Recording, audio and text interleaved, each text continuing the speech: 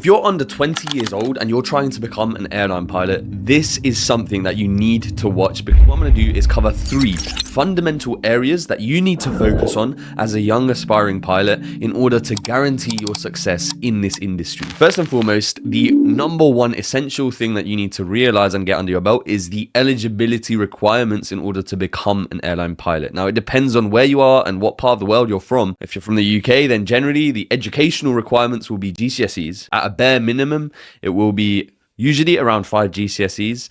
And I would highly recommend you focus a lot of your attention and energy towards English, maths, and a science-based subject. Because when it comes to flight schools and airlines, they tend to look towards candidates who have qualifications in those particular areas. It doesn't mean that the other subjects are useless. Of course, those are going to be useful too. However, from a fundamental level, when it comes to maths, English, and a science-based subject, they are going to be most applicable to what you're going to be studying when it comes to the ATPL theory side of things.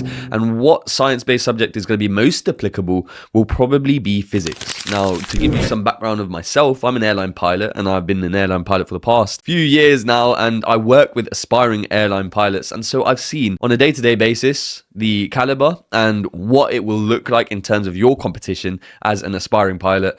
And generally, there is a lot of competition. It is very, very, very difficult to actually make it in the industry.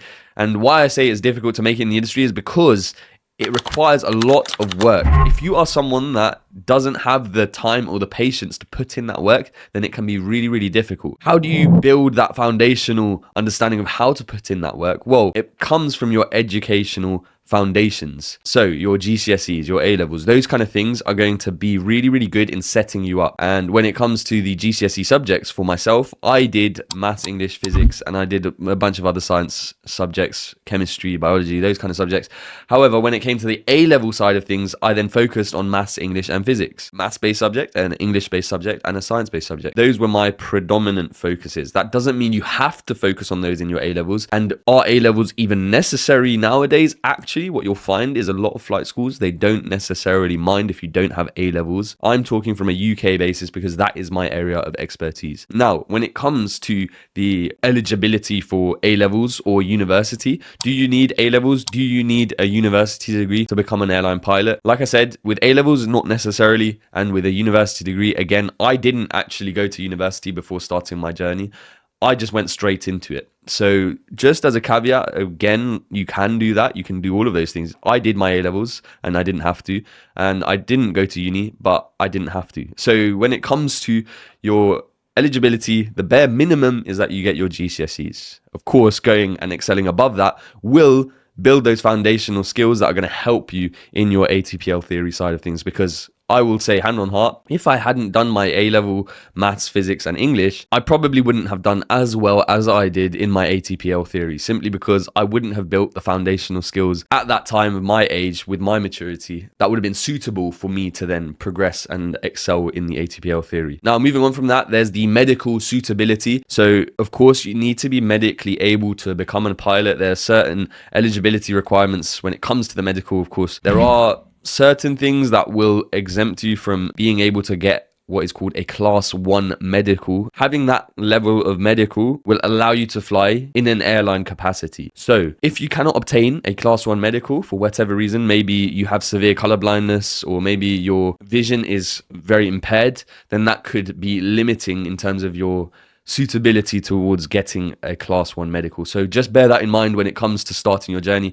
Have a think about whether or not you are eligible in that capacity. Another thing that I would say, which would make or break your eligibility, is doing a taster flight. Now, what I mean by that is actually going to a local aerodrome near to you and booking yourself in for a flight, just a trial flight of a small piston aircraft. It doesn't have to be a massive operation. It's just one trial flight before you start and commit to the extensive and expensive journey of becoming an airline pilot. You really want to know in your heart that this is something that you want to do. So what would I recommend you do? Go to a local aerodrome, book in a trial flight, and assess very critically, is this something that you're going to be able to do for the rest of your life? Really assess that. When you're in that environment, this is your chance to say yes or no to it. If it's a yes, then of course, this is your opportunity to now commit 100% to the journey. But if there's a doubt in your head or you're not entirely sure because you're not convicted entirely, then you need to assess whether or not this is going to be worth it, because it is going to be a long and trialing journey.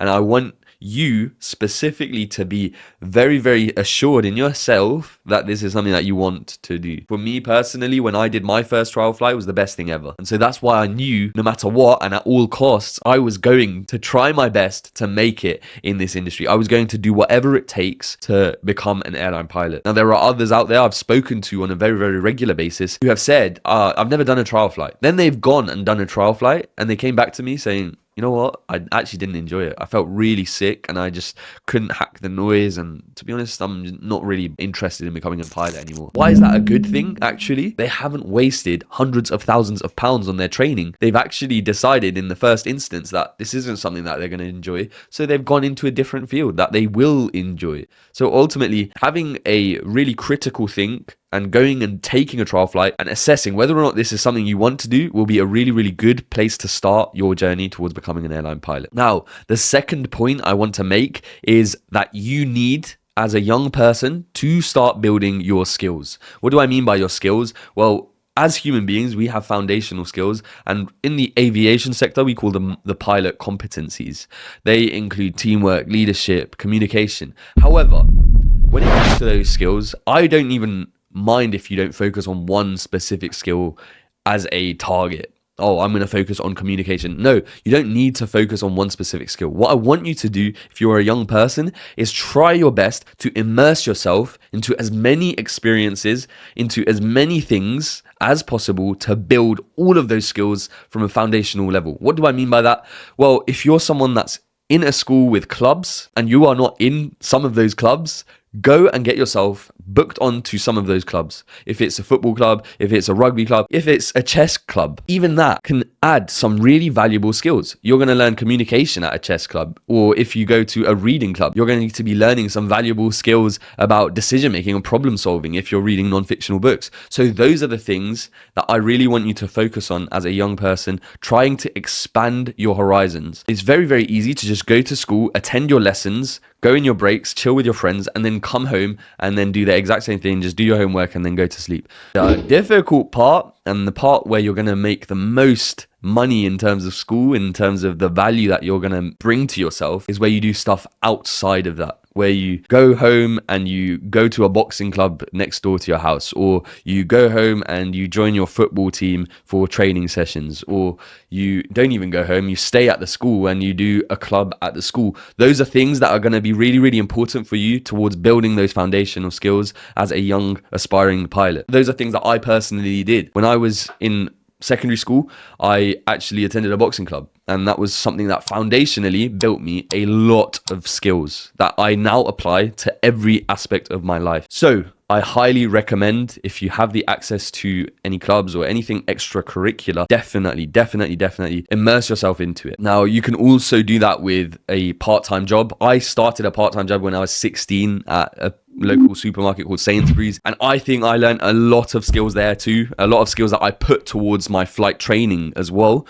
And I would say that's a highly recommended thing to do when it comes to interviews as well. Then you have something to say, you know, I've got experience in working with customers, I've got experience in working with a team. Those are the really, really useful things that you can do as well. On top of that, another thing you can also do if you're about 17 years old in the UK, you can start learning to drive. Ironically, it sounds like a very, very small thing to do, but learning to drive, you actually learn a lot of skills which will then be applicable to flight training as well. So I would highly recommend, if you are in the 17-year-old bracket, definitely start learning to drive if you can, if you have the capacity, if your parents are going to help you to learn to drive. I know that if you're living in a center of a really, really busy place, then it's not always necessary that you need to learn how to drive.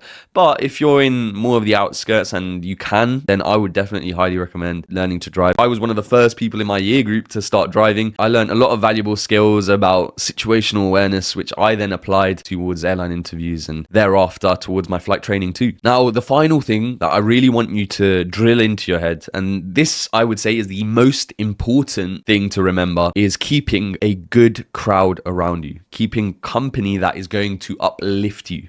I say this a lot to a lot of my clients. If you acknowledge that there are some people in your friendship group that are bringing you down, then you have to learn to feel comfortable to say no to those people. I found that throughout my school life, and upon looking and being reflective of that, I said no to a lot of people and a lot of events and situations that I could have said yes to. And the reason I said no was because I was foundationally very, very strict on my principles. I was strict on the fact that I needed to train for my boxing matches, for those kind of things.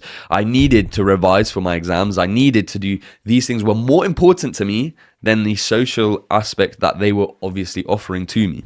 So I said to myself, no, my principles are here, and this is the line that I don't cross. So if someone comes to me whilst I'm set that I'm revising for this particular subject, I've got an hour, I'm going to revise for it, and then someone says, oh, Adam, come and let's play football in the field at this lunchtime. If someone said that to me when I was at school, I would say, sorry, I've got revision to do. I would literally say no. And you have to be comfortable saying no to those kind of situations if you are headstrong in what you want to do. Of course, there's nothing wrong with actually saying to your friends, like, yeah, let's go and play. Like, of course, you need downtime. That's not to say just cut off all your friends and focus on your work. No, it's not the case. I actually spent a lot of time with my friends, and I still do. However, there is a balance, and some people overindulge in the friends element. I have a client that I'm working with, and I noticed this massively. He plays Fortnite with his friends very, very frequently. I'm sure he's listening to this. And this was leading up to one of our assessments that we were preparing for. And I really, really drilled into him that, you know what? There's a balance here. We need to stop doing Fortnite every day, maybe once or twice in a week, but not every day, because actually what's going to be propelling you in your life and in your journey towards becoming a pilot, not Fortnite, but revising. So that's what I essentially had to drill into this particular client. But at the same time, this might be applicable to you too. If you're a young person, you're distracted. I personally find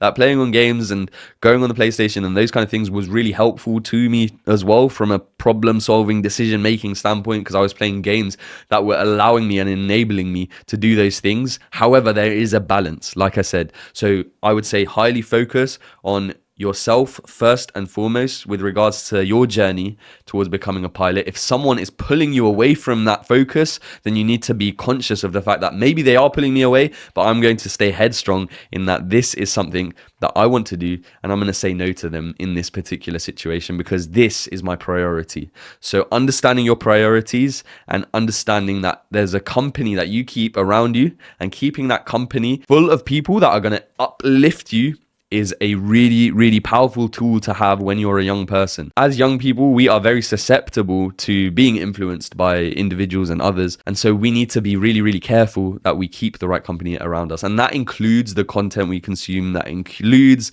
the friends that we talk to, that includes the teachers that we prefer to be around. Those kind of things are really, really important. You really want to find tutors, mentors, teachers, friends, content creators that are all going to push you towards the right direction. So ultimately, I hope that this video has helped you align some of your beliefs if you are a young aspiring pilot. Even if you're older, even for myself, there are a lot of things that I draw from these 3 points that I find really, really important towards propelling me further in my career too. So I think this is a really, really important point to get across, and I would definitely take them moving forward towards your goals of becoming an airline pilot, and I'm sure you're going to be absolutely successful. And if you want any help on that journey, then in the link in the description you can click on that and we can start working together towards your goals of becoming an airline pilot. With that all being said, I will hopefully see you very soon.